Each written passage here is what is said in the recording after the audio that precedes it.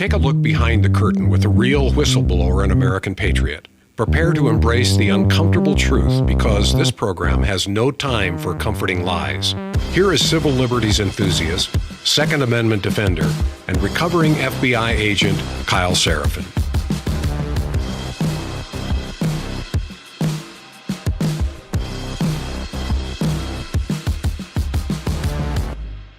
Well, hello, my friends. Welcome to the Kyle Seraphin Show. Today's Friday.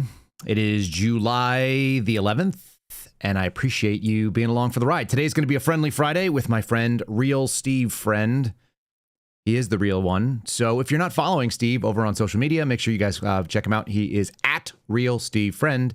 His name is in today's show title. It'll be really easy for you to find him. I hope you do follow him. He's doing a nice job over there. Today, we're going to be talking about power and the abuse of power and the nature of it, because nobody's good with it. There's a very, very small percentage of people that can actually be uncorrupted by power, and that's only for a certain amount of time before it does actually corrupt them. It's inevitable.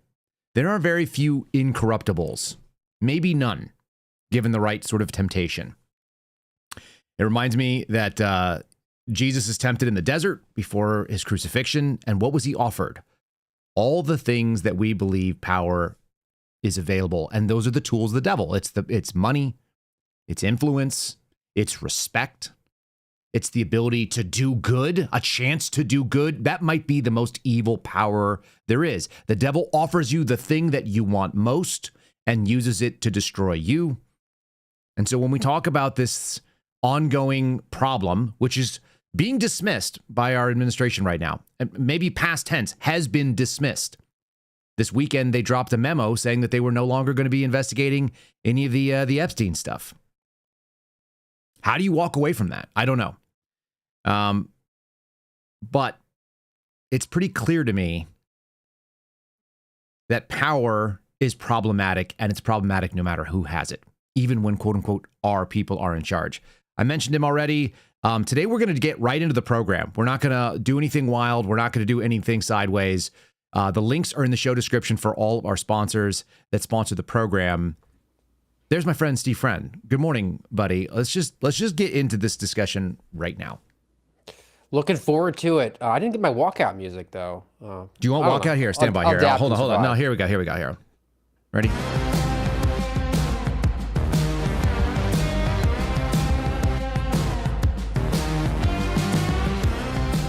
Okay, there's Steve's walkout music. Now we can go back to Steve. Okay, Steve, now you can feel like you've been properly introduced. How do you I feel like I can just fire one off into the left field gap right now. This is great. Let's do it. What do you got? Oh, I'm excited to bring up this topic here because apparently we're all supposed to move on. There's an unofficial gag order from on high. But I was thinking about the Epstein stuff at large today, and you can get sucked down into the rabbit hole about Jeffrey Epstein. I know you and I, and you especially, were like in this X space for an extended period of time yesterday. It was really interesting, but at the same time, I think people kind of get wrapped around the axle, and the best thing you can do is to sort of eject and go down the lines of like another analogy to make sense of why people are so upset about this. So I was contemplating this, and I thought, all right, let's say as a criminal investigator, I find out that there is a bank robbery in Liberty Hill, Texas. I know that place, yeah. And the subject is described as white male with a stunning beard. He entered the bank with a Patriot cooler and some Silent Faraday cargo pants, and then robbed the bank and escaped with a pickup truck with a Kyle Seraphin Show bumper sticker with a QRE code on it and a push bar on the front.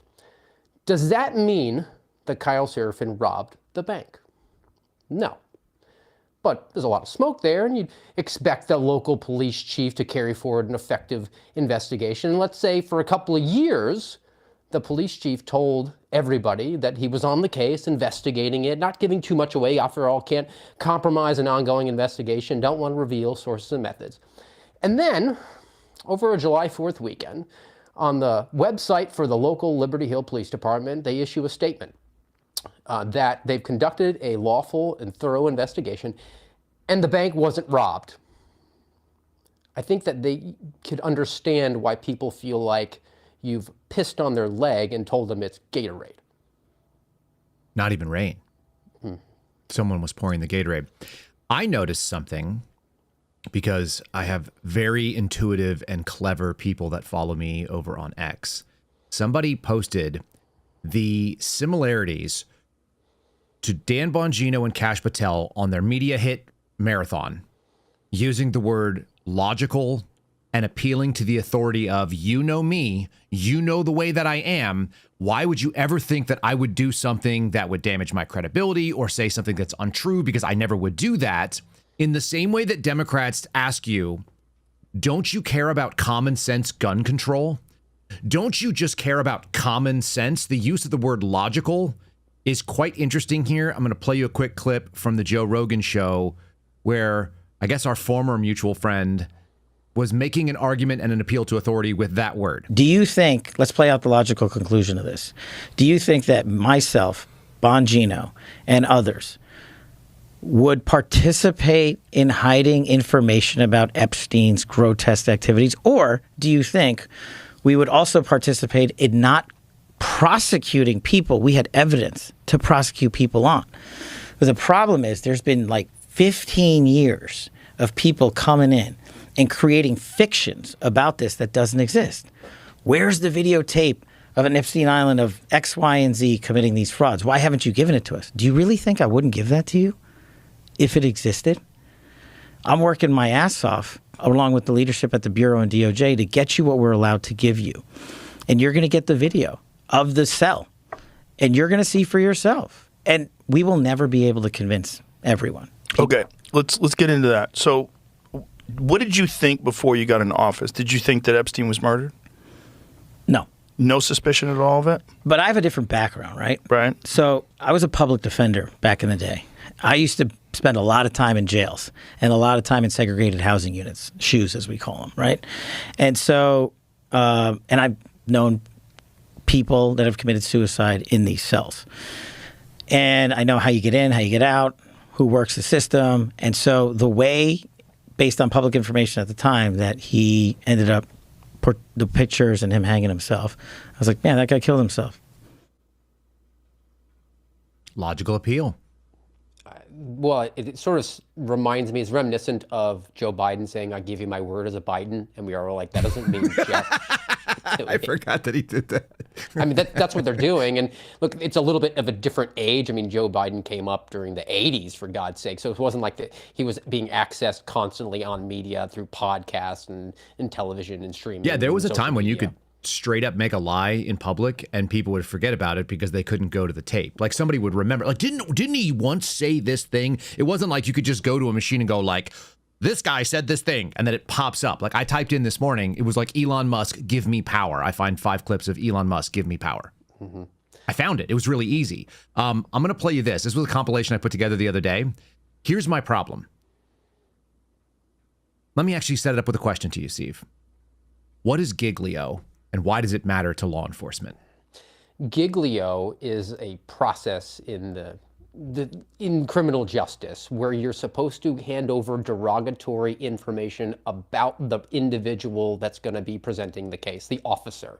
So let's say that the officer has provably in their history committed some sort of a lie, testifying, or some sort of an infraction that would besmirch their character and their credibility. The state, in prosecuting anybody in our system, is required to turn that over to the defense, so that the defense, when you go up there and the officer is testifying to the facts in this case, they can say, well, officer, in the past, we have credibly proven that you have committed perjury. So should the jury believe you now? And that's a question that's devastating to any sort of prosecution. And as a result of that, if there is Giglio material, if there's derogatory information, proof that you have lied before, you are effectively cannot do your job in any going forward as a criminal investigator because you can't testify. Okay. In the FBI, they have charges for that under OPR. What do they call it? Do you know? Lack of candor. And it can be 2 ways, under oath or not under oath. So you can be lack of candor under oath, which is essentially, I think it's a terminable offense. Yes. That's the Andy McCabe. Yes. So you lie under oath, that's a felony. when you're lying to people in the FBI. Unless you're Andy McCabe and you Unless you're end Andy up McCabe. getting $700,000 settlement. Yeah. Sure. The other side of it is it can be lack of candor, not under oath. I was accused of lack of candor, not under oath, and found to be guilty of it because I told my boss a joke, which he knew was a joke and I knew was a joke, but they decided that. So those things a little bit more context matter, at least in my experience. I think context matters. So people can lie to you when they're not under oath, and there is some wiggle room there. Like maybe you went on a podcast and said something and it wasn't true. The not under oath thing is where they love to hang their hat on because of the pearl clutching that they can do, where it can be a jovial, joking environment, and we all know. And then it's the Bill Burr thing where they read the transcript back to you, and they go, it's the woman saying, "No, don't, stop," and it sounds really bad. But then when you're in the moment, she's like, "No, don't, stop," and the FBI loves to use that as a leverage point. Okay, I grabbed this video. This was a little quick compilation. And this was the director of the FBI who kind of shared some thoughts about how the Epstein thing went down. And you can tell right away that the stuff that he said on Joe Rogan was false. I feel like there's a biblical thing at play here. And we've had a second biblical reference in 15 minutes. We should have Garrett on with us. People who can be trusted in small matters are often people you can trust in great matters. And vice versa is also true. That's kind of why they do the background check. Maybe I'm mistaken, but is that not the background check sort of indication? Is that not why you do financial disclosures when you work for the government? Integrity is doing the right thing when nobody's around because you ultimately realize that somebody's always around. Yeah. And sometimes when you're on camera, they're actually always there. So here we go. Did Jeffrey Epstein kill himself? Who killed Jeffrey Epstein? This doesn't look right. It doesn't look like a suicide. And so the way, based on public information at the time, that he ended up the pictures and him hanging himself, I was like, man, that guy killed himself. What did you think before you got in office? Did you think that Epstein was murdered? No. No suspicion at all of it? This doesn't look right. It doesn't look like a suicide. But I have a different background, right? Right. So I was a public defender back in the day. When you're in that kind of confinement, we call it solitary confinement, you're not supposed to have these things that you are able to hang yourself with. That's the whole point of the strict rules in there. You're not supposed to have 6 feet of cloth that you can dangle from the ceiling so you can hang yourself. This is prison 101. I used to spend a lot of time in jails and a lot of time in segregated housing units, SHUs as we call them, right? So I've spent a lot of time in federal detention facilities as a public defender before, talking to my clients, so I kind of know how those work. And I know how you get in, how you get out, who works the system. He was in isolation. He was in a unit where he's in there not just to protect himself, but he's in there to protect the rest of the prison population because he was such a high profile case. And so, and I've known people that have committed suicide in these cells. In these units, there's supposed to be 24/7 guard duty on him directly. There's just no way that you could have run an op. The guard fell asleep. Now, I don't really buy that, but it's almost impossible to prove otherwise unless you can obtain the videotape. Well, it's hard to surmise that from a video. And usually there isn't video looking into people's cells for a lot of reasons. And had people go into that cell and not have any video of it and not have any people come out and say, hey, yeah, I saw that guy. He shouldn't have been there, the guard or this guy. So correct me if I'm wrong, but what I was told, what I'd read, was that the guards were not paying attention or were sleeping. The guard fell asleep. Now, I don't really buy that. Well, it's hard to surmise that from a video, right? Right. Where they and look, do guards doze off on the night shift? Yeah. What did you think before you got in office? Did you think that Epstein was murdered? No. I give you my word as a Biden. Look, here I am talking to Joe right? Rogan on the biggest audience that exists on the planet. And I am willing to 180-degree flip on my previous statements because now I'm the FBI director. And by the way, I'm working my ass off as I sit down, fly into Austin on a private jet, and go hang out with what might be one of the cooler things you could do in America at this time. I don't know anybody that's like, oh, that would be terrible. I would hate to sit down with Joe Rogan and talk to a funny, cool dude in the biggest audience in America. I would hate that. That would be the worst for me. I'm working my ass off. And you could just notice knickknacks on the desk, and he'll be like, oh, yeah, I'll send 12 over to you. He's like the most generous guy. I want to quibble about one thing that he keeps talking about. I was in these facilities as a public defender. Yeah. He was a public defender in the Miami area for a certain amount of time. Every time he talks about the shoe, as we call it, I'm like, well, are you watching Oz or something? Like, what's your subject matter expertise on this? And particularly about that particular installation, which was in New York. So you would have no familiarity with it at all. He's claimed he's been in there a bunch, different. actually. There's other video footage of him saying that he's been in that specific one, in that correctional facility in New York. Mm-hmm. I mean, I suppose he could. And I know he was, as far as I know, he did actually work out of New York for a little while, but was he in a shoe in New York? And if so, why? And what clients? I feel like that'd be a real easy question under oath. You've mentioned you were in these facilities. Can you name the clients that you defended that brought you into those facilities to give you expertise? Mm-hmm. Acting like there's not going to be a visitor log that records all this stuff. I'm assuming that's where you're going, that this is probably provably false. Yes. Yeah, I mean, it just seems like puffery. So again, an appeal to an authority. Well, because I was a public defender and I at one point went into a jail to talk to a subject, now I am the subject matter expert on all security protocols within the suicide watch wing of this random facility in New York. And ultimately, we don't know if he's actually been to that specific facility. Okay. I think just listening to that, our listeners don't need to be spoon-fed, but lying under, lack of candor not under oath is a suspendable offense for the FBI for everyone that works for Kash Patel. That's all I'm establishing, that there are standards for the agency that he runs now. Lack of candor under oath is a terminable offense. It results in you having Giglio material forever. You can no longer testify because you're no longer credible. And I think I accidentally blackpilled yet another conservative commentator this week with an off-the-record discussion. It essentially came down to Patel was on my show a lot of times, double-digit numbers. And when presented with questions about things he said on my show, his statement during this exact same hearing that I'm about to show you, he said, "You're taking all of those things out of context." The commentator told me they were 100% in context. So if he can lie to the Senate for confirmation, he certainly could come on my show X number of times, XX number of times, and lie to me. Maybe he lied to me the whole time. And I think America's waking up to that. This is lack of candor under oath.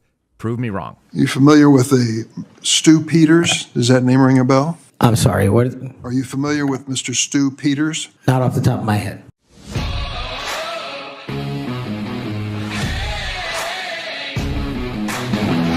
I haven't dug as far as you have on that one, but I wouldn't be surprised. He did, and he's causing, it's a war, like you said. It's an actual war between Russia and the Ukraine. Now the question is, well, first of all, Stu, thanks for that mighty generous introduction. Very, very kind of you. I'm excited to be with your program. When I was in the Trump administration, right? Those people exist. And we will cut the check to the lawyer to file your defamation case and get your day in court. Who killed Jeffrey Epstein? How about that? Let me talk about, so I've spent a lot of time in federal detention facilities as a public defender before, talking to my clients, so I kind of know. Conflict with the media. These liars. These propagandists. Alcohol liars. They are completely. They're salivating. Trump is absolutely right. The media. Are you familiar with Mr. Stu Peters? Not off the top of my head. You made 8 separate appearances on his podcast. Clearly, Kash Patel is lying. He absolutely does know who I am. Fight with Kash came to the aid of Stu Peters and the Stu Peters show because of Kash Patel personally, and then we exchanged contact information and we directly text via personal cell phones constantly. He absolutely knows who I am. You claimed you were not familiar with Stu Peters, an anti-Semitic Holocaust denier. And I don't want to hear this 6 million D chess stuff about how Kash Patel just has to get through this part of it and then he just has to get in there and infiltrate so that he can root out all of the rats and the Jews. And he's doing what his people do. It's just inherently in them to lie and be deceitful. And he's He also went on to say how they came to his defense, that they texted personally, same experience that you and I have, that, you know, he sent you money, was a friendly, texted with you when he asked you questions, et cetera, et cetera. It was an unnecessary lie. I mean, it's an easily defensible thing. Like, hey, look, I do a lot of media. I don't personally vet every single minute that the media source is out there. They may have said something that I agree with or disagree with. They asked me to come on and lend my subject matter expertise to a particular topic. And I do that as a matter of being somebody who's knowledgeable and trying to share information with as wide an audience as possible. So that's what I did.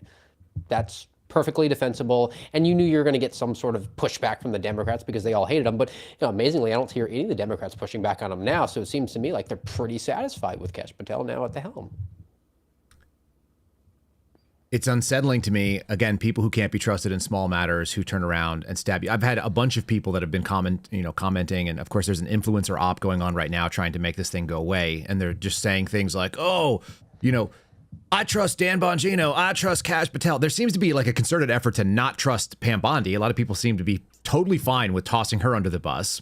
It is notable that you don't normally hear much from an attorney general. I never saw Merrick Garland go out and do media hits. I didn't see Sessions do it. I didn't see Bill Barr go out and do regular, maybe a stand-up interview at a press conference when they were releasing something, but never like sit down with Hannity kind of deal. So that's kind of strange. But all these people say, oh, I trust these guys. It's like, well, have you ever met those guys? Because both of them personally lied to me. And both of them have either lied directly or by omission to you. This is the weird sort of dynamic of so many of these people who were content creators in a prior life, right? They were either in the news or had a radio show or a podcast or something like that.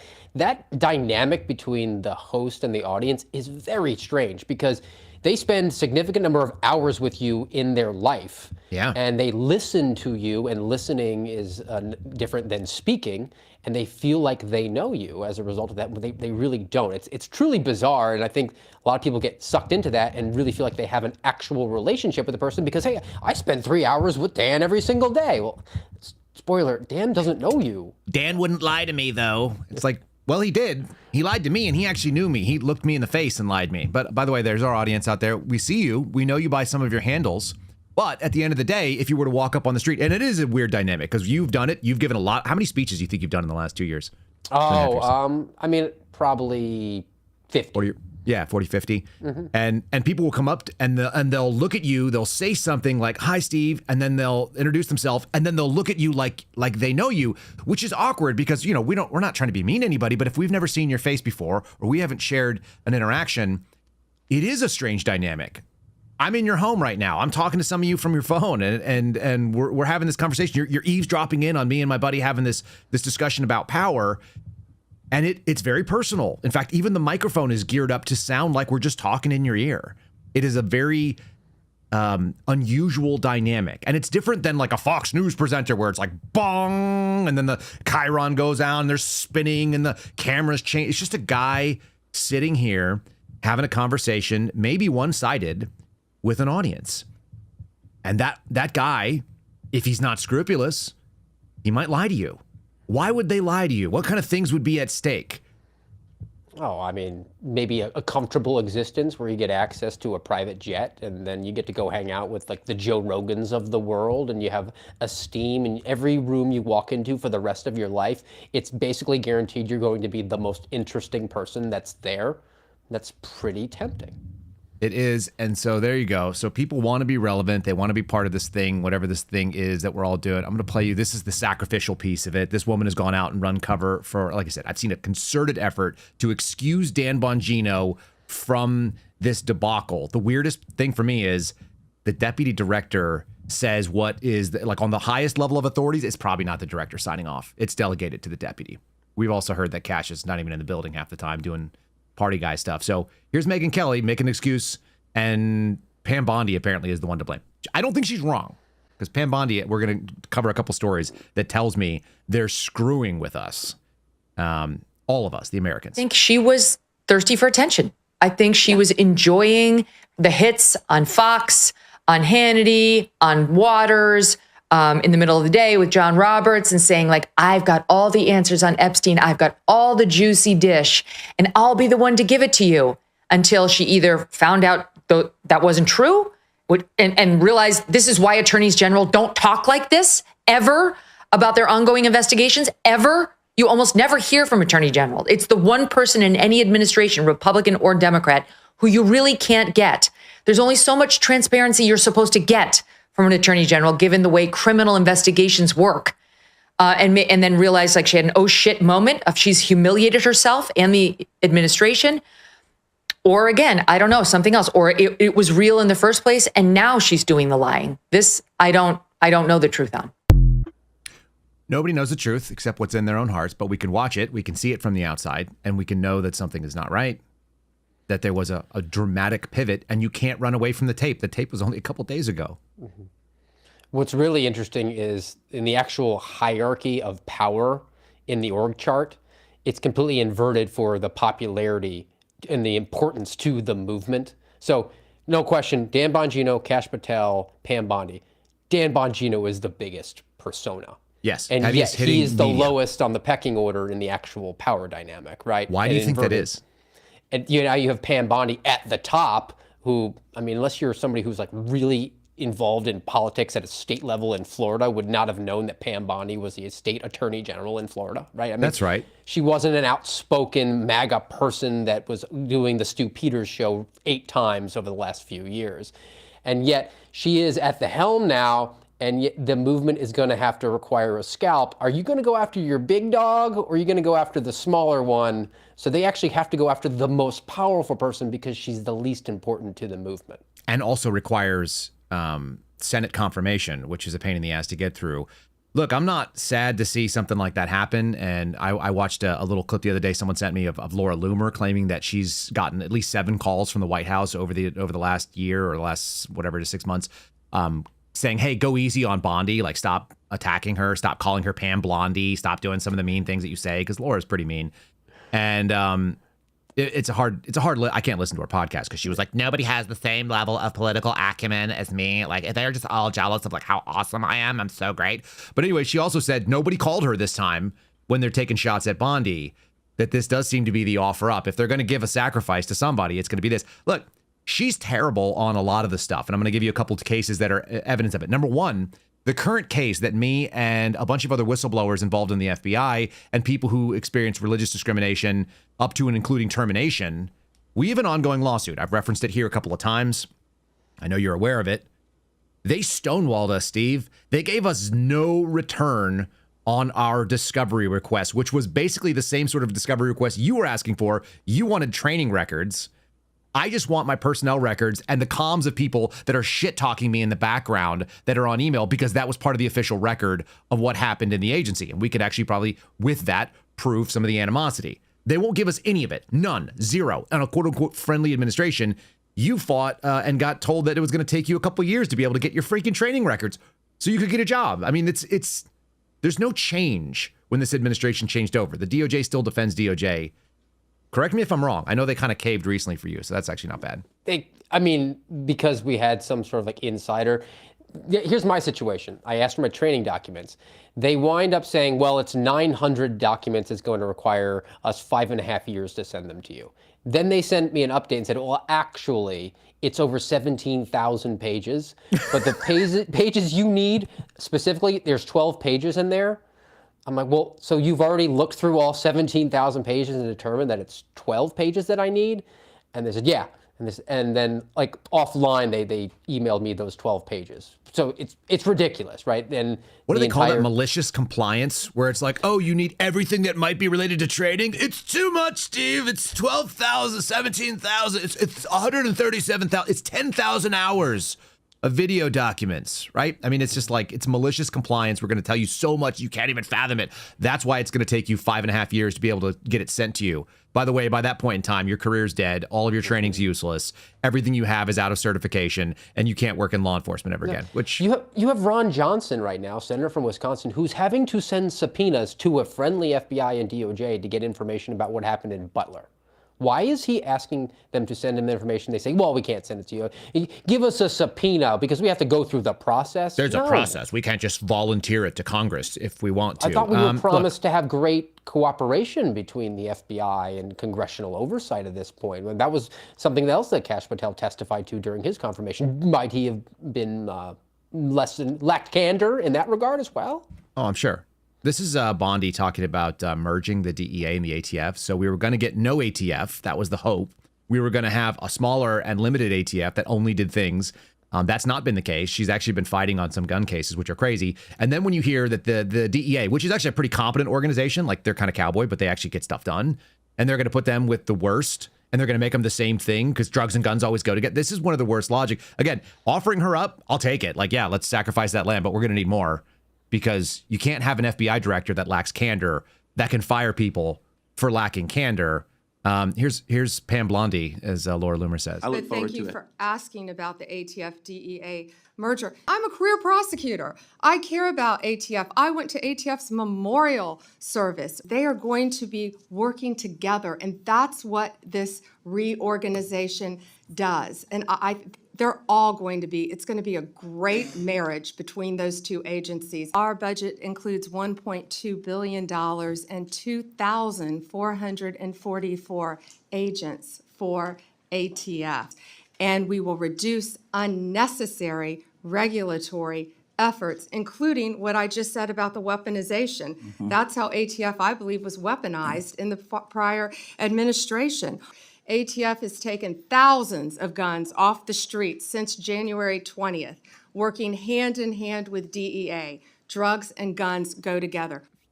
Screw you. Whenever we heard ATF guys getting quote unquote guns off the streets, I wanted to blast them right in the face. That's exactly where I went. Seriously. That's not a victory. That's not a victory. They'll buy guns from a legal gun seller in a legal gun transaction with no federal laws, and they'll be like, we bought 17 guns. And you're like, why? What case did you build? We're like, we got guns off the streets. Claim the stat. What? Like, what are you gonna? Now you just took gun. Now I got to go buy more gun. Like now you're making. You're actually a buyer on the street market that is running up the price in the private party sale of guns. You a-holes with government funds. For no, and they overpay for everything, by the way. That's the other crazy thing. They're like, they can print money. We'll give you $1,000 for your $500 handgun that's used. That's what the Obama administration did with ammunition. They were buying thousands and thousands of rounds for agencies that I don't even know if they had people with weapons in them. But they were doing that to drive up the prices of ammunition to create shortages artificially because we could just print more money. Yeah, she's sitting there saying, like, we took all these guns off the street. Okay. Can we go She's also back claiming she went to the memorial. She's doing the same thing that Cash Patel did. Look, I'm a good person. I did a good thing. Like, I care. I'm a career prosecutor. Like, no, you're a career politician. You were a lobbyist. You got paid by the government of Qatar. I did Habitats for Humanity one Saturday. I swung a hammer and I put nails into a roof for a poor person. The ATF. Are we too dismissive? The ATF. I'm friends with John Dodson, original Fast and Furious whistleblower, the OG whistleblower, okay? You have to read the book that he wrote on this, and the title of it escapes me at the moment, because nobody actually understands what happened in Fast and Furious. Everybody's just like, Obama, and we had a border agent killed, and that's gun walking. It was a gun, it was a by-walk situation. It was peak government, peak federal law enforcement, where they essentially were allowing guns to be purchased, knowing that they were illegal, so that they could be used in crime, so that they could take those guns then off the street when the locals encountered them and seized them, and then they could claim a stat, and they wound up getting somebody killed. And then beyond that, they were saying, we have to build up this case so that we can get a wiretap. When they knew the people, the next level up, who they were already under investigation by the DEA. So it was an unnecessary wiretap, but we had to get a wiretap for a stat. So the DEA had the next level up, and that person was answering to somebody who was a confidential human source at the next level up, who was being paid by the FBI. So the FBI funded Fast and Furious. And take all of it to the top where the AG was down with it. And what is the end up? There was a perjury subpoena that got walked on, or a perjury charge and referral that never went anywhere. Like the best part for me is that the government found the government blameless. Like nobody lost their jobs. People lost their lives. It's like classic, why? Like it's the self-licking ice cream cone. It's like, why did you do all this stuff? Well, because we needed to show that we're doing work. I said it the other day to somebody, it blows people's mind when you explain it. The federal government is the only law enforcement group, like, and we'll just lump in all of the DOJ assets and also DHS, that actually benefits from bad performance because they can show that they statistically need more money because the problem is bigger. So they're like in the business of perversely incentivized budget versus performance. Yeah, like well, no one else does that. Unlike your sheriff, your local magistrate, dude, if who crime is loses down, job we need if you to, crime goes up. If crime goes up, you're going to lose your job. If crime goes down, not only do you get reelected, but you can ask for more budget. We want to do more safety programs. Look at our track record of success. And people are like, oh yeah, I did see less speeders when they were putting out those like speed cameras, or they were putting up the, those traffic monitors, or they had a cop that was stationed right at those places that we don't have a stop sign, but we should, or whatever. They're like, yeah, that is useful. Like, I would want to fund another officer. And they also know that that officer is coming out of their community. Unlike the FBI, who makes you come from somewhere else to go do work in a place that you don't know, theoretically, so that you can't be corruptible. That's not why. But why is it? What do you think it is? It's to compromise you, 100%. I think that's part of it, but I also think that it's just to pay the moving company that's going to move you. Oh, that's a good theory. I mean, look. Do you know what we got billed, Steve? When we moved from Virginia to New Mexico, the federal, because I had to pay taxes on it. You know how that works, right? Yeah, I had to do the same thing when I moved to Florida. So, folks, you don't understand this, but a federal move, a full cost move, they pay for the move at the government's rate, which is insane, an amount you would never pay, and then you pay the taxes on it because it's a benefit to you. It was $53,000, allegedly, to move me from Virginia to New Mexico, and my salary was $120,000. They paid $53,000, and then I paid the tax on it on like 180 something for the year. Unbelievable bullshit. Like, I would have moved me for, I've done Diddy moves in the military where like you get the difference, and I did it for less than $5,000. Like, I rented the damn truck, loaded all the boxes, packed them all myself, and rolled. Even if I went out and hired a bunch of illegals, it would have been cheaper than that. Even if I hired a bunch of not illegals, if I hired like 2 men will move you in a truck, it would have been cheaper to pay them to do a local move across the country than $50,000. This is after, of course, they gave you $10,000 to sell your house at top market rates. They gave me $10,000 on top of it to sell my house. And then covered the closing costs for your new house. Correct. All true. So the entire cost of that move was probably like $65,000, $70,000 of actual dollars on a person who made 120 a year. Like, it's, nobody would run a business. Nobody would even think of a business like that. If you went out there, you'd be like, damn, we can't do this. This is illogical. Kind of like people, I've been doing this stream. You've kind of seen it from the outside. Folks, for the last couple hours, probably like the last 12 hours, we've just been streaming this nonstop over on X and over on Rumble. I'm doing it to prove a point. And I'm going to make it longer, and we're going to do this throughout the weekend. So expect to see more of this and more of these things. This is a Suspendable put this together. It wasn't me. So I'm going to add to this montage, but I'm going to play you a couple minutes of this. It's the reason why we're harping on this, because they can't get away with this stuff. Like, you can lie to me about how much money it costs to move. You can lie to me about whether or not you know Stu Peters or, Kyle Seraphin and Steve Friend were, what are they offered you a job and then they didn't offer you a job. They disappeared on you. Like, you can lie about that. You can't lie about this stuff. It's on tape. DOJ may be releasing the list of Jeffrey Epstein's clients. Will that really happen? It's sitting on my desk right now to review. That's been a directive by President Trump. I'm reviewing that. Flashback. Who has Jeffrey Epstein's Black Book? Black Book? FBI. That's under direct control of the director of the FBI. The Senate has confirmed Kash Patel as the new director of the FBI. He was another controversial choice. That's why you don't have a Black Book. That Jeffrey Epstein story is a big deal. Please do not let that story go. Keep your eye on this. I'm just going to throw this out there, Armacost. You think that would be valuable to an intelligence apparatus to have blackmail material on people on video, doing things with young women they shouldn't be doing in case you need a, let's say, favor later? Hey, it'd be a real shame if this got out, wouldn't it? Yeah, Dan, I think that'd be very helpful. Yes. I think, maybe. We need to keep the heat on this case, folks. There are a lot of people who are knee deep in the Washington swamp who are not telling you the truth about serious allegations out there that Epstein may have had video and audio of people out there doing things they shouldn't have been doing. And you should be asking yourself the question, how is it that all these people, the CIA director, the Obama fixer, Bill Clinton, all intersected paths with Jeffrey Epstein? Jeffrey Epstein isn't with us anymore, and nobody seems to want to talk about it. Yeah, I remember those people. There's about 12 minutes of that. We'll make it longer, and then I'm going to make it run the whole time. Steve, any thoughts on what you just heard?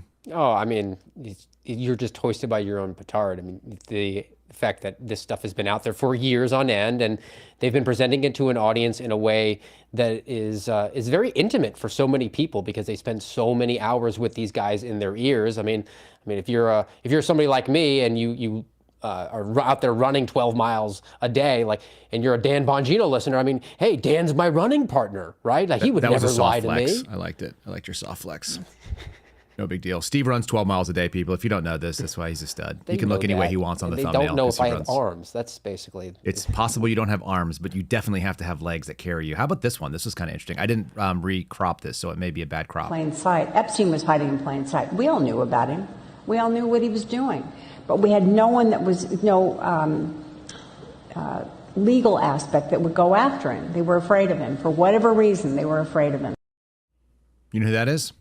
No. That's Cindy McCain. That's John McCain's widow. Yes, yeah, you're right. Two of the worst people that have been hair in America. Yeah. So they all knew about him, and they knew that he was hiding in plain sight, but no one, like everyone was scared of him for some reason. You know what?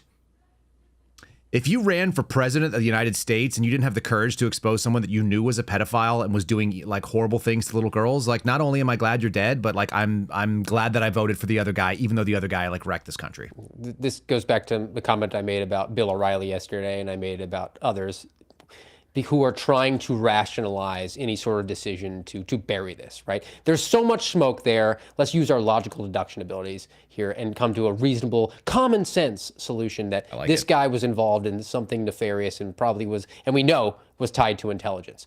If the decision was made, well, because of intelligence purposes or foreign relations purposes or economic purposes, that we just have to shut this thing down, that ends with the following phrase, and that's why we had to let the pedophile rapists go. I'm not on board for that. Let me show you someone who is on board with it. Listen, I would tell you what's going on because this is not an opinion. This is a fact, says this man. But, you know, there's like some legal issues here in the way, and like I can't find a way to do it. This is Alan Dershowitz. A lot of you guys think that he's a really honorable person. This doesn't sound like an honorable thing to see. This sounds like the other kind of spin up, like, oh, there is information, but it's still, anyone who keeps claiming secret bullshit information, if you claim that you have it, you're a freaking coward. You're 80,000 years old, Alan Dershowitz. You're going to die before a judge can do anything to you. You're not long for this world, and this is the way you're going to go out? This is not an opinion. This is a fact. I have seen, remember, I was accused falsely on the Epstein, and ultimately I was completely cleared. The woman admitted that she may have mistook me for somebody else and withdrew all of her lawsuits. And so from day one, from the day I was accused, I said I want every document out because I knew every document would prove I was innocent. So let me tell you, I know for a fact documents are being suppressed. And they're being suppressed to protect individuals. I know the names of the individuals. I know why they're being suppressed. I know who's suppressing them. But I'm bound by confidentiality from a judge and cases, and I can't disclose what I know. But I hand to God, I know the names of people whose files are being suppressed in order to protect them. And that's wrong. How's that sit with you there, Steve? I give you my word as a Biden. You know me. Just trust me, bro. I'm the guy that 5 years ago said that it would be perfectly legal for the government to pin you down and plunge a needle into your arm. But I'm saying now what we want to hear, so he's probably a good guy. He's got to be a good guy. That's what it is. Anyway, there's a picture of Jeffrey Epstein up on the screen right now. I didn't know this. I did a little dive into the background just because I don't like being ignorant of some stuff. And you know, it's not a case I worked, so it's not like the Brady Bunch haircut is solid. Look at that, right? Isn't that kind of interesting? So this is Jeffrey Epstein. His background, if people don't realize it, was that his story is wild and it's really real. It could be like the great American success story if he wasn't like a horrible pedophile that did awful things, allegedly. So there's a picture of him while he was an instructor in the late 70s. This is like 75, 76 yearbook photo while he was teaching at the Dalton School in New York City. He was hired by Bill Barr's dad, Donald Barr, who also is an interesting character. He had no college degree. He was hired to teach math and physics at that school. This is pretty well established. The question was how he got hired with no degree. There's a possibility that he was hired because he was such an interesting guy. Apparently he dressed flamboyantly. He was super loud, outgoing, very confident, like really charismatic and so on. And Donald Barr, who was Bill Barr's father, now the former AG, Donald Barr, who was the headmaster of that school, was also an officer in the OSS, which is quite interesting. And there's some pretty interesting overlaps between the OSS and Israel and the Israeli intelligence community as they were getting set up after World War II. So it's not like a smoking gun or anything. It's just kind of like interesting little blips. Donald Barr was an academic and taught at Columbia. So he was an academic in New York. He also was in the OSS at the same time as William Casey, who ended up being the CIA director in 1981 through 1987. William Casey was also an academic prior to the most of the OSS, like the senior officers were actually like interesting, crazy academic, like outside the box thinkers that, hated communism and wanted to fight against it and wanted to use interesting tactics. And they didn't have any rules for what they did. Except and even for the half of the people in the OSS who were which were actually working to subvert it. Yeah, so all that's really interesting when you talk to guys like Mike Waller, who spent time as a hip pocket source for that CIA director. But interestingly, 1981, CIA director William Casey takes over, and that's when Epstein ended up leaving his job as a instructor at this school, went to Bear Stearns for like 2 or 3 years in the late 70s, early 80s, like right around 80, 79 or something like that. He works for Bear Stearns as a floor trader for a couple years. And apparently the link was he just convinced some girl's dad that he was tutoring, or one of the kids' dads that he was tutoring. That person ended up being the CEO of Bear Stearns, hired him on as a floor trader, also no college degree there.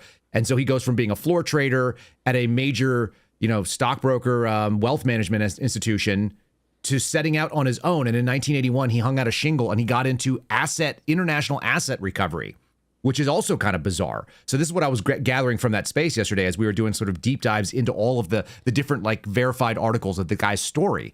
1981, he's doing international asset recovery, not as an attorney, which is normally what you would do, not as like some kind of specialized investigator. So I don't know what his skill set was to go find assets that is like hidden money, hidden properties, usually buried through like corporate deals in various places overseas.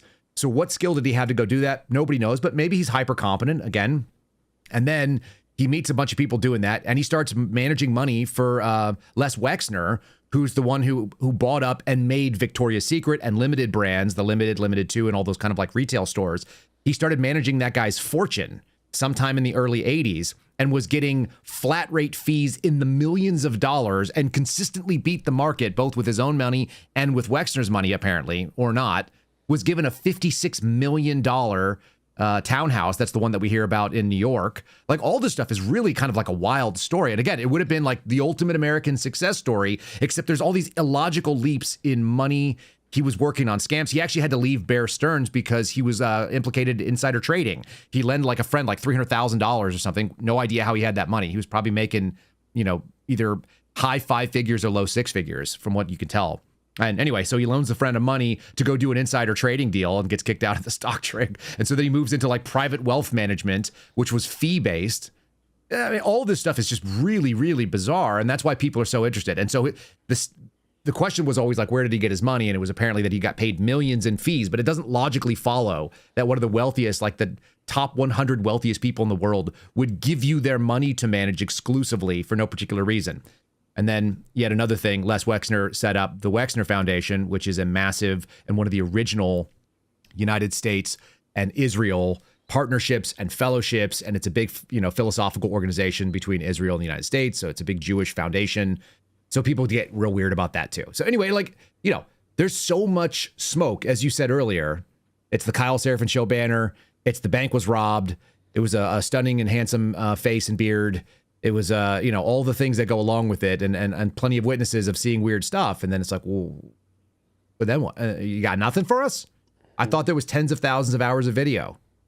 I thought there were over 200 victims, Bondi said. Mm-hmm. Yeah, I mean, and even to just amend the original analogy to the bank robbery, let's say that the police chief for years had been saying, I know Kyle Seraphin robbed this bank. And we're going to get to the bottom of it. We're going to bring a prosecution. And then that same police chief years later comes out and says, no, actually, the bank was never robbed. And why are you still talking about this? We need to focus on the panhandling going on down at town center because that's the higher priority. Well, also, we're going to also show you a video of not the bank door. It's another bank door. And there's with a couple of missing minutes in it as well. And it's going to show you conclusively in shitty footage that there was, in fact, no robbery. This was the one of the diagrams that came out of the DOJ's case against Epstein, and it was part of the investigation that was released. This is a DOJ OIG schematic drawing depicting the shoe housing that we heard Kash Patel talk about. And apparently, based on the DOJ's own drawings, it's possible that the door for Epstein's unit was not actually covered. They're kind of misleading. They're acting like there was an access to see the Epstein door, but it looks like you could actually walk around the backside and be out of the camera view and walk in to that special housing unit without any coverage. So forget the 12 hours of it. It doesn't look like you're actually seeing anything of substance. You're seeing doors that are not going to his unit because his unit is actually right next to it. I think I actually even have I can probably show you the drawing of that too. Here, let me throw that on there. So this is apparently the, we'll just bring this on the screen right now, Steve. I'll do this in real time. So this is the unit. And if you look on the side that's closest to me, that's where the camera is. That little green dot is the only camera that was streaming and recording in that unit. And the red square is in fact the Epstein cell, and the field of view of that camera actually misses the door that goes into that unit from everything we can tell. That's the claim. Now, look, I haven't been through that unit. I'm not going to do a Kash Patel where I'm like, I've been in a lot of shoes, including that one, because I haven't. But that's what the claim was. And it still goes back to the mechanics of like, well, so the presupposition of the conspiracy theory is that somebody could have eluded the cameras and got in there and killed Jeffrey Epstein and gotten out and never been detected. But we're still never addressing the thing that I've always said is the most likely thing, is that he might have killed himself, but he might have been coerced to do that. To me, that's far more believable. Right. And those prison calls would all be recorded, and all those meetings would have to be. So the logs of who visited him they could publish that. They're not violating anybody's privacy. It's owned by the government. So they would have access to that. Those calls could be published if they wanted to go out there and show what kind of conversations he was having. If you wanted to establish that he was feeling trapped like a rat and he was suicidal and all this kind of stuff, because he was apparently a very bombastic and confident guy. Okay, sure. You could do that. They could make a case if they wanted to. Here's another thing that strikes me really wrong about this. This is Pam Bondi's DOJ. Do you know the story of this? Yeah, I was getting briefed up on this one last night.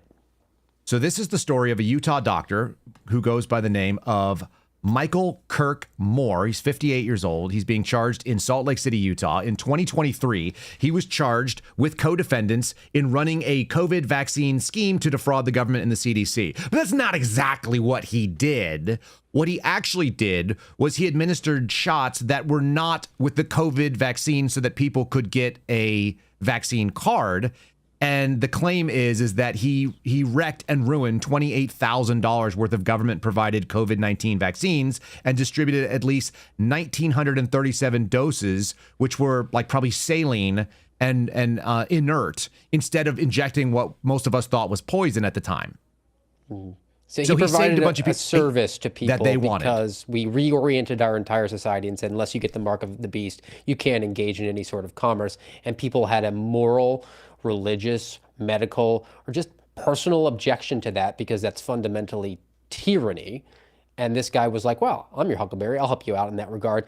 And now that we're back, America's so back, we're base now, we're going to go after this guy when we still have significant portions of this country who are saying that this vaccine was poison and it was wrong just in theory. I mean, even if you took the jab, for you to be forced to do it, that was wrong.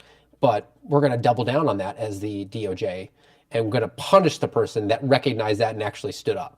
Because the government always protects its own interests. By allegedly falsifying vaccine cards and administering saline shots to children instead of COVID-19 vaccines, not only did this provider endanger the health and well-being of vulnerable populations, but undermine the public's trust and integrity of federal health care programs. This is real.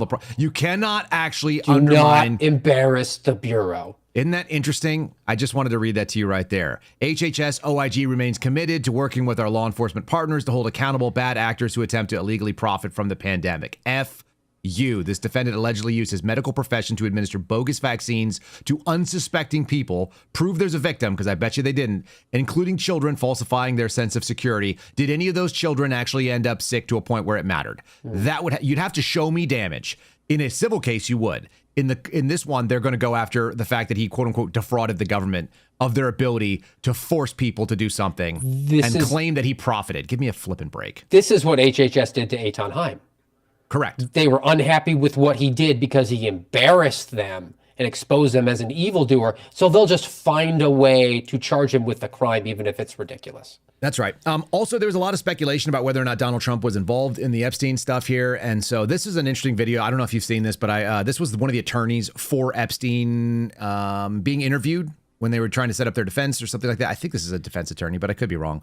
If you guys have more context on the video, it's a guy talking about subpoenaing records from all these folks, you know, like the Alan Dershowitz types who he actually goes out and says like Trump was really, really forthcoming. It leads to me that I don't think that Trump is implicated per se. It doesn't mean his donors are. It doesn't mean that people around him are not, because they ran in social circles where they probably knew the same people or some of them. But this does actually, this is not a new video. And I just like, if you go back into the history, they separated ways a long, long time ago, and it was pretty clear that there was animosity there. He got thrown out of the club. That's well documented that he thought that the guy was a creep because he went after somebody's teenage daughter and was like trying to make a pass at her at Mar-a-Lago. So anyway, this is actually a fairly interesting little interview as counterpoint to the Trump is complicit in being part of it. That doesn't mean that they're not trying to play with the ring of power, which is what Alex Jones thinks. Watch this interview. The only thing that I can say about President Trump is that he is the only person who in 2009, when I served a lot of subpoenas on a lot of people, or at least gave notice to some pretty connected people that I wanted to talk to them, he is the only person who picked up the phone and said, let's just talk. I'll give you as much time as you want. I'll tell you what you need to know, and was very helpful in the information that he gave, and gave no indication whatsoever that he was involved in anything untoward whatsoever, but had good information that checked out and that helped us, and that we didn't have to take a deposition of him. That was in 2009? That was in 2009. Anyhow, I find those kind of things when you can find historically accurate stuff that goes on somewhat, you know, they're not conclusive, but they are indicative of the kind of person that's not going to be into it. So for me, I think the system that demonstrated itself willing to burn everything possible down, its entire credibility from the media perspective, just fundamental aspects of our law, where we have a statute of limitations. Well, it's in New York, so we're just going to ignore that. If they had actual concrete evidence that Donald Trump was involved in some sort of nefarious capacity with Jeffrey Epstein and was raping children, that would have been selectively leaked. Yeah, like I told someone the other day, they would have cut off their nose to spite their face, and that means that we were burned people that they wouldn't have wanted to burn. They would have burned the Clintons over this in a heartbeat if they could have, to get to Trump, because they're no longer useful. Yeah, they would burn all kinds of people that were historically relevant to them. They tried to go after Bill Clinton during the Me Too movement, so that was during Donald Trump's first term. They would have definitely when it was burned convenient. down. All right, I'm going to play two things because they've been memory holed by our media in a weird way. And since we're coming up on an interesting anniversary, let's do two of them. How about this guy? Dead shortly. So I just want to let you know that I love you guys both, and I wish it hadn't gone this way. I don't want to say anything more and implicate you in any way, because you guys don't know anything about this. But I love you guys, and I'm sorry for all the trouble this has caused. He was a loving, caring guy, loved his family. That's our all jump cut transition. Wow, huh? And that seems like it was 6 years ago, but it was probably closer to 3 weeks ago? I think it was probably about 6 weeks ago. Yeah, this was exactly a year ago this weekend. And so, remember this guy? This is my audience for the persuasion speech. Do you hate having to... I want to tell you a little bit about myself and my academic goals, my passion for building things, my love of cooking with my family, and today I want to talk to you a little bit about the two main types of 3D printers you'll find on the market today. What kind of material? Are you in the market for a new car? Do you want something stylish, comfortable, and outfitted with the latest tech? The tire repair kit should have a couple of tools in it. The odds of Mr. Crooks having a friend that he encountered just organically online, who was only available Monday through Friday, 8 to 5, encouraging him to do the worst possible ideas, is 100%. We're coming up with the 1-year anniversary of July the 13th and the attempted assassination of Donald Trump and the death of others. This is something we talked about just a little bit ago. So, in true media fashion, CBS News has decided to make it about guns, and they have released a story, The Secret Double Life of Thomas Crooks, Trump's would-be assassin. Now, I would have given this a little bit more credibility, but they have 11 people on the byline, and it's Graham Cates, Kara Tabachink, Matt Clark, Laura Geller, and Scott McFarland, who seems like an effeminate, lying piece of garbage. Every time I see him say something, he is a regime water carrier for whatever the hard left has to say. He's probably one of the most biased people that I see in the online social media space. Before Thanksgiving of 2023, Thomas Crooks' online life was fairly routine for a 20-year-old. He'd scroll through social media, he'd listen to music on Spotify, he'd visit news sites and peruse Reddits. This is supposedly the result of a months-long investigation where they actually got access to his VPN history and all of his browsing history. Why is this not coming out from our government? Why is this not coming out from our most transparent organization in history? It's coming from CBS, which clearly is going to slant and say the real problem was he was visiting news sites and also checking out gun dealers. He's basically got the same online history as Kyle Seraphin for years. Apparently, I would be a problem. I'll let you reflect, and then I'm going to show you some stuff on this website here that's pretty wild. I mean, I'm just surprised we haven't heard that there was no assassination attempt. We did a thorough investigation, and afterwards... Yes. It's just, let's just move on and talk about Texas flooding. They actually did call it an assassination attempt, so good on them for that. On July the 13th, 2024, Crooks would take aim at a rally for President Trump in a small town of Butler, PA, firing from a rooftop 8 shots that came within inches of dramatically altering the course of American history. At least they understand the stakes here. He left no manifesto, no explanation for why he tried to kill the former and future president. In the year since the shooting, investigators and those who knew him have been trying to piece together what led to him climbing on that roof in Butler with frustratingly few answers. Luckily, CBS News Investigations has the most comprehensive portrait yet published of the insular young man, and it draws from interviews with more than 24 friends, professors, law enforcement officials, and others, as well as open records requests. How difficult would it be for an FBI to get interviews with 24 friends, professors, and law enforcement officers, do you think, within maybe a week? It should have been done within hours. Yeah, okay. And the 24 number is a little bit hyperbolic because there's no way that friends constituted a significant portion of that guy's repertoire of contacts. It was probably professors in law enforcement. That's fair. Okay, so the young man who died in the assassination attempt attempted to craft a furtive double life in the months leading up to the attack, unbeknownst to the people closest to him. He actually goes on to say, I don't actually know anybody who could come be an adult audience for this speech. It's my parents, and it could be my sister, but she's busy right now, kind of thing. He was born in 2003. He lived his entire life in a suburban town that was purchased by his parents and his older sister. They were tucked into a leafy street in Bethel Park, Pennsylvania, outside of Pittsburgh. Growing up, he loved Legos and his cat. That's a red flag, by the way. Buildings, creating model airplanes like Tommy Boy, I guess. His parents were social workers. They took pride in their family. He loved to cook with them, allegedly. And in 2008, they filled out an online registry for a family coat of arms. I have no idea why any of this stuff is even there. For Thanksgiving, my dad and I will cook turkey and mashed potatoes together. At Christmas, my mom and I will bake dozens of cookies together. And on New Year's Eve, my mom and I will bake the pork and sauerkraut together, he said in a video that he recorded for his college class. His parents were social workers and didn't recognize that there might have been some antisocial behavior going on. Yeah, there were many things that stayed familiar and consistent through his years. He liked tight jeans, a tidy shirt, a bespectacled smooth face with neatly parted hair. But there were plenty of things that none of his friends knew about him, even though they couldn't find any of his friends, as far as I could tell. He was a nice boy who kept to himself, said a guy named Tristan Radcliffe. They ate lunch frequently together in elementary school, middle school, and high school. But he was 20, so it had been a number of years since they'd had any contact whatsoever. Yeah, they actually interviewed one friend. He was cool, you know, kind of like, he was just Tom to me, they said. There's pictures from his yearbook. I mean, he looks like a little kid. Yeah, of course. He was 20. He contacted his professors to make sure that his grades remained high because he didn't have any friends to hang out with, so he just did that. I thought he was a star student. He had his head on straight, and he was on a path to success, said a former engineering professor, Patricia Thompson. Star student at a community college. I mean, it wasn't like he was, at an elite academic institution either.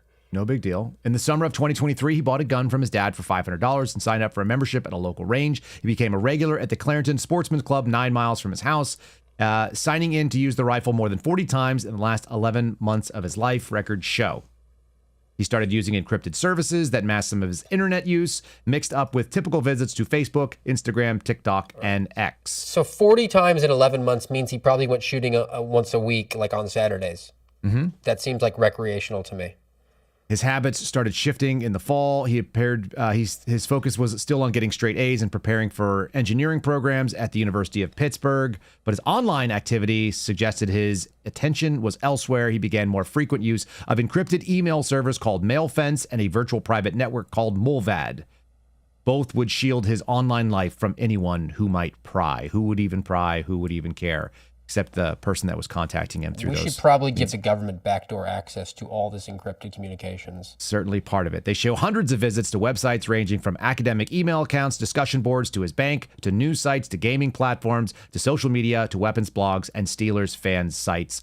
None of those things seem to be particularly interesting or alarming, at least not in and of themselves. The fact that he's doing a bunch of stuff in encrypted services is not necessarily indication of anything else. But on two particular days that CBS would like you to know about, December 6, 2023 and January 24th, 2024, they stand out because he checked various news sites, the White House website archives for Mr. Trump's first administration, followed by visits to firearms websites. Dun, dun, dun. I don't know. That's it.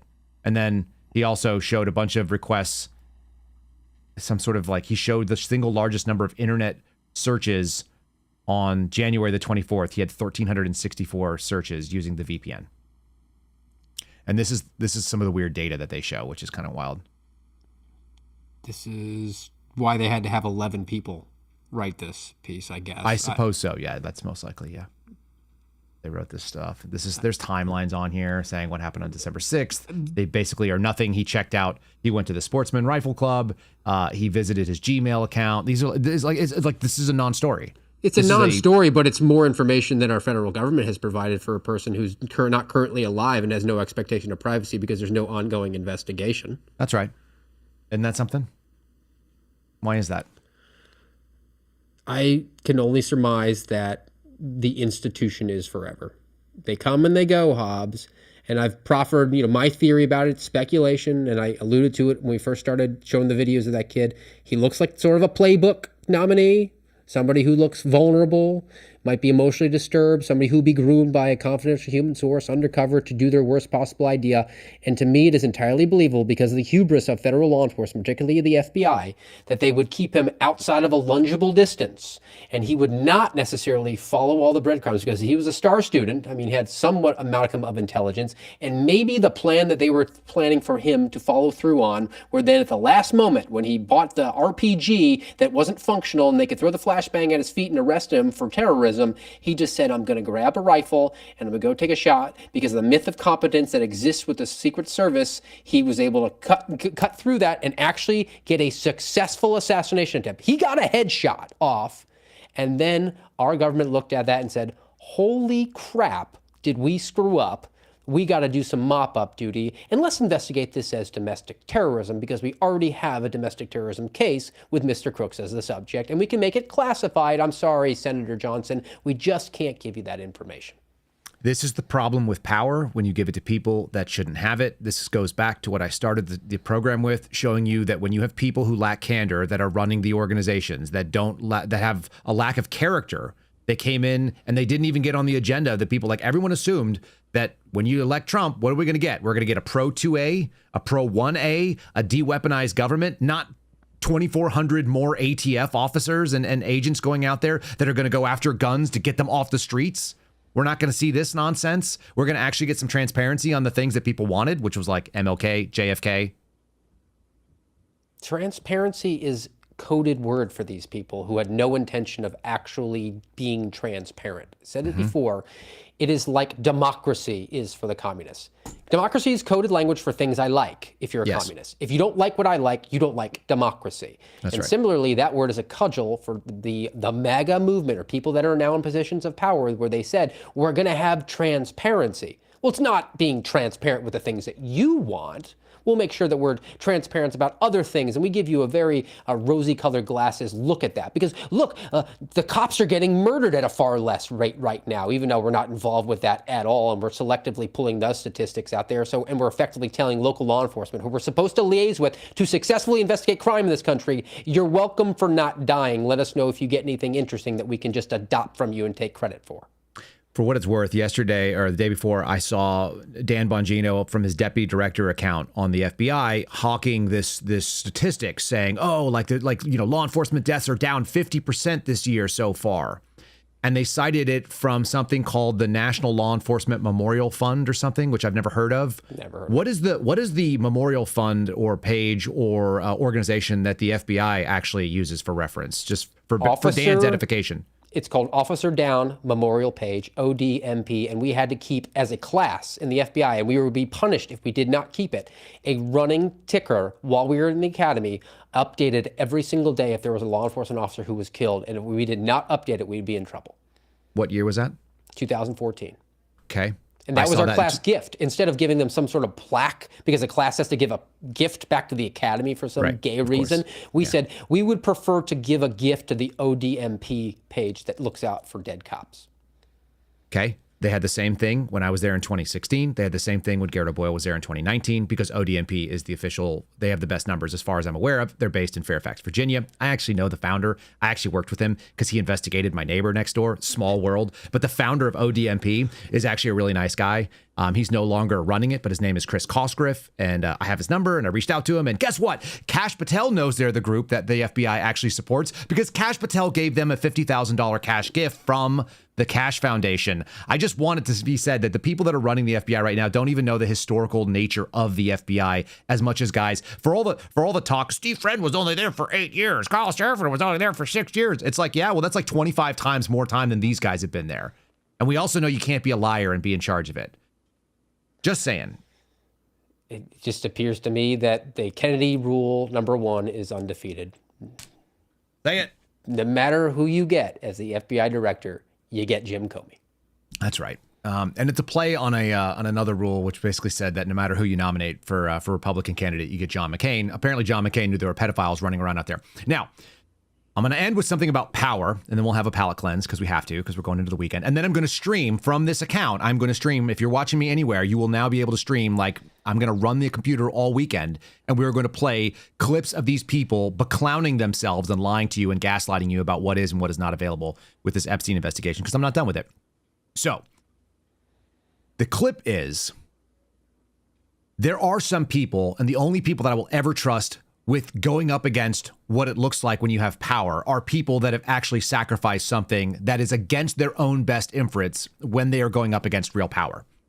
And for whatever it's worth, Elon Musk, who I don't agree with about like I'm not a secular humanist like him, and I'm not real crazy about integrating machines into our brains. And I think he's got probably some misses when it comes to religion and some other things. And I don't like the way that he's making babies with randos left and right. That doesn't seem awesome. But you can look at a man by principle, and when someone's willing to lose tens of millions, hundreds of millions, maybe a couple of $1 billion in net worth because they're standing on a principle, it does say something about you being able to resist that ring of power, which corrupts everybody that holds it. There's not many people that can wield it for any period of time. And if you can, it's very short. And he may have already passed that thing. But he did this little interview on CNBC. You know what I'm about to play. Do you want to set anything to this that is salient to his statements in this regarding power and people's ability to resist it? Well, I think that as being the richest person in the history of the world, he could easily obtain that level of power and that level of influence. And good on him for having the humility to recognize that that ring of power exists and to just step back from it. Here is the CNBC clip and then I'm going to give you some Princess Bride because he references something because I want to play the reference too because I just love it. I just like the idea of Inigo Montoya doing what he needs to do, which is what I want to see people do. Not make peace with evil, no matter what they offer you. I want to see people destroy it. Do your tweets hurt the company? Are there Tesla owners who say, I don't agree with his political position and I know it because he shares so much of it? Or are there advertisers on Twitter that Linda Yaccarino will come and say, you got to stop, man. Or, I can't get these ads because of some of the things you tweet.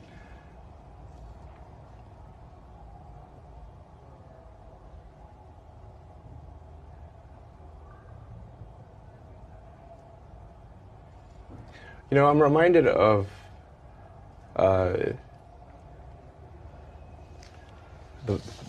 scene in The Princess Bride. Great movie. Great movie. Where he confronts the person who killed his father. And he says,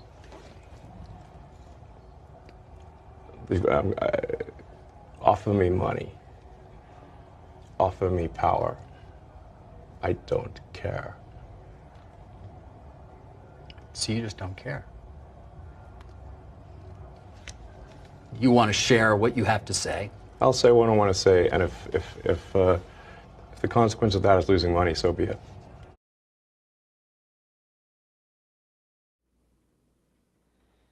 Right? Isn't that it? I mean, he understands, I guess, probably the ultimate power, which is having FU money, being able to say that. But I don't think that matters to him. I really don't. I agree. I don't think. Well, here's what it doesn't do. It doesn't bring back your child. It doesn't bring back your parent. It doesn't change a traumatic history of where your life was destroyed. So you can't get that back. That's what power doesn't offer you. That's the reason why people actually believe as Christians what they believe, I think.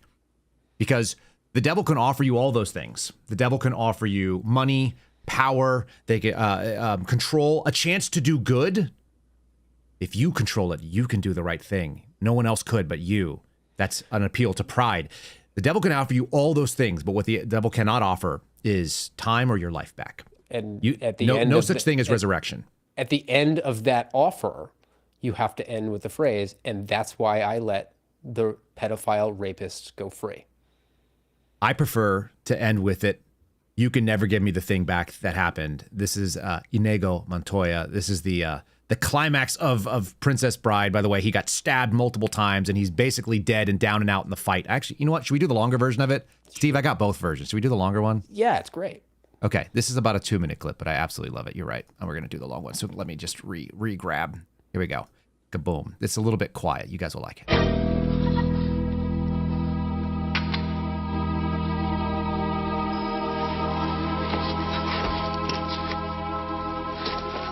Good heavens. Are you still trying to win? You've got an overdeveloped sense of vengeance. It's going to get you into trouble someday.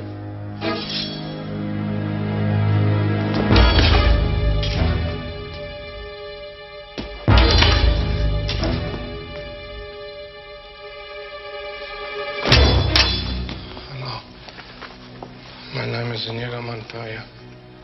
You killed my father. Prepare to die.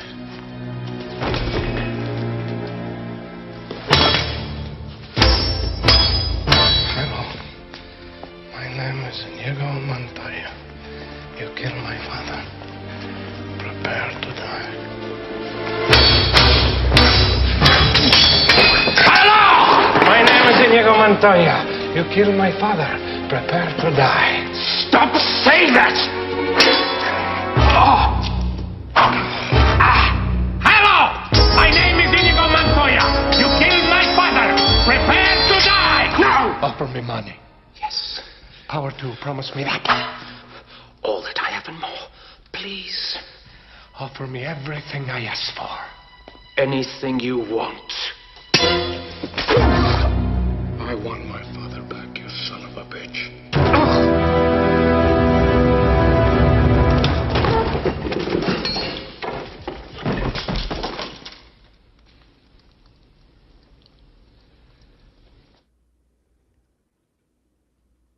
You think about that? I think that represents everything that Elon Musk was expressing, everything that I think your show expresses. I mean, you're certainly in a position where you have now you have stakes, right? I mean, you could essentially say, look, I'll wave pom-poms. I could do what I need to do to get the clicks and to get the views. And at the same time, you said what's right is right, what's wrong is wrong. And I'm not on anybody's team. I don't care about the movement. I just care about what's true. Yeah, you can't buy me. You can't buy you. You can't buy Garrett. You can't buy people who have principles, turns out. You can buy some other people. We've seen it. So we're going to run a reel of them talking and not doing what they said they were going to do. So if you guys want to stick around at any point in time, if you feel like tuning into the chat, you can do so over at rumble.com/Kyle Seraphin. Let me put the underliers here. This is the studio. This computer is going to be running all weekend. It's going to be running a single montage. Rumble.com/Kyle Seraphin. You can share that with a friend if you want them to see. It's about 11 minutes. It might go up to as long as 20 minutes when I'm done with it. YouTube.com/@Kyle Seraphin. We'll stream it over there too. What the hell? We'll get kicked off maybe. Locals, KyleSeraphin.com. We'll send it there. That is our locals community where people are supporting us. We appreciate it. You could be a free or a paid member there. And then lastly, Spotify. You won't get it on Spotify, but you can see today's show, KyleSeraphinShow.com. Go ahead and send it to a friend if you don't mind. Go to Steve. Steve, are you guys going to do the American Radicals? You're going to have to take a break, people, from your live streaming of truth and Bongino, Patel / Bondi versus themselves to go watch the AMRAD. What time are you guys doing it? What do you got coming up? 10:30 tomorrow, Saturday. Yeah, if you break away from Kyle and go back and give him 2 views, that's great. Awesome. And you can join us there on rumble.com/amradpod. The Saturday grab bag edition, just kind of pulling different stories from all over. It's going to include stuff like Bill Gates firing American workers in favor of cheaper foreign labor. It's going to include things about Donald Trump trying to send weapons over to Ukraine again. But then some like local issues that I think are really important, like a woman who was told she could have chickens and now she's getting fined. And also a look at the worst list of the 100 best movies in the 21st century. So join us tomorrow, 10:30 on rumble.com/amradpod. That's Eastern time for people who live in the rest of America that is not on the East Coast. So it's 8:30 here in Texas, America, right? Oh, no, sorry, 9:30 here in Texas, America. Yeah, all right, 10:30 in the land of milk and honey, which is Florida. It's really sweaty there, isn't it? You guys have alligators and stuff. All right. Speaking of sweaty, hot, and summer, we're all experiencing this right now. If you have children, if you have grandchildren, this is what you've forgotten about, but it is still out there in the world. Steve, we're going to leave with an ode to the people that allow us to do this, the thing that we should be protecting, children and women who represent the American future, in my estimation, the people who bring the future in and the people who will live and become the future. Here's a little bit of a smiley and fun take on the summer mom, which is its own species. Steve, thanks for joining me today. You got it. As the scorching sun rises over the suburban plains, the summer mom emerges, coffee in hand. The offspring, no longer tethered by routine, have fully reverted to their natural state. Feral, loud, and perpetually sticky, her young are restless. Their energy boundless, their requests relentless. But this is not her first migration through summer break. No, this is a seasoned summer survivalist. She does not scroll Pinterest. She does not overcomplicate. From the garage, she tosses out a weathered bucket, 2 pieces of chalk, and a water squirter. The ancient ritual begins. Go paint the driveway. The young are captivated. For now, they begin to draw. Rinse and repeat. The pavement becomes a fleeting masterpiece. The mom, she retreats to the shade like a victorious lioness, sipping her lukewarm coffee with pride. She has bought herself 18 whole minutes of peace. She knows the peace is temporary. But for now, she is victorious. That's about the look, if you guys know. That is the look of a parent who is overwhelmed with kids running around. But you know what? You homeschool, every day is like that because you're always involved with your children, and it's worth it. I'm going to remind my wife right now, who's probably catching the tail end of this. Appreciate you and what you do with our kids every day, and the fact that they need entertainment and information and love and support. And that's what we're supposed to do with kids, not hang them out to dry and let them be taken on by sex trafficking pedophiles who should be burned. That's the show today, guys. I hope you guys have a fantastic weekend. Again, these, if you get notifications during the weekend, that's what's happening. If you have it turned on, we're going to be streaming a bunch of stuff for a long time because screw them. I don't like being told to say that we have to be quiet now. And I want our people to do what they promised us, which is be transparent, not just things we like. Do the things you said you would do. All right. God bless you. Have a fantastic weekend. We'll see you on the other side of it.